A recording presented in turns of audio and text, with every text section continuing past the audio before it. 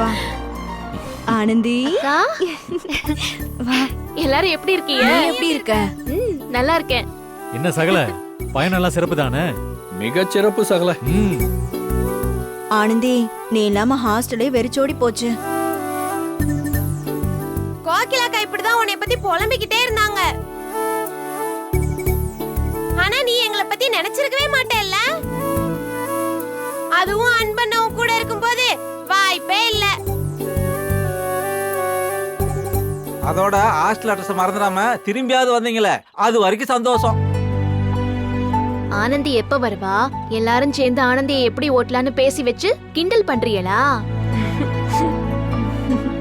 நீங்க கிண்டல் பண்ணாலும் பண்ணலனாலும் நீங்க சொன்னதுதான் உண்மை. உங்களெல்லாம் நினைச்சு பார்க்க கூட ஆனந்திக்கு அங்க நேரமே இல்ல. கூட இருந்த என்னையே கண்டுக்கலையே. ஃபுல்லா நந்தினி கூட தான் கூட்டு. என்னங்க பேசுறிய?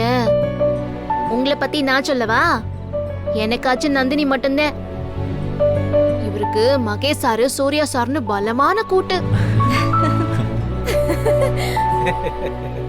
இவரு என்னைய சொல்றாரு.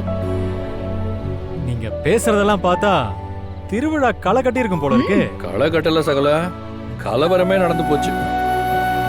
தெரியும் தெரியும், முத்தண்ண எல்லாத்தையும் சொன்னுச்சு. அங்க போய் உங்களை நிம்மதியா இருக்க விடலையே. ஏற்காடுக்கு போனப்போ அப்படிதான், பிரச்சனைக்கு மேல பிரச்சனையா வந்துச்சு. அந்த ரகுவை பார்த்துட்டு அன்பு அருவாளோட வெட்ட போய் போலீஸ் ஸ்டேஷன் வரைக்கும் போக வேண்டியதா போச்சு. ஏற்காடுன்னு சொல்லும் போது தான் ஒண்ணு ஞாபகம் வருது. அந்த ஏஞ்சலா எப்படி இருக்காங்க? பாவம், படகு சவாரி போகும்போது வலிப்பு வந்து கஷ்டப்பட்டாங்க. வியூ பாயிண்ட் போகும்போதும் கீழே விழுந்திருப்பாங்க. நல்ல வேலை ஆனந்தி காப்பாத்திட்டா.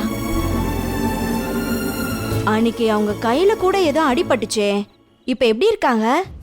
அவளுக்கு என்ன, அதெல்லாம் சரியாயி நல்லா தான் இருப்பா. ஐயோ, திருப்பி அது துளசி நினைச்சு பேசுறாரே.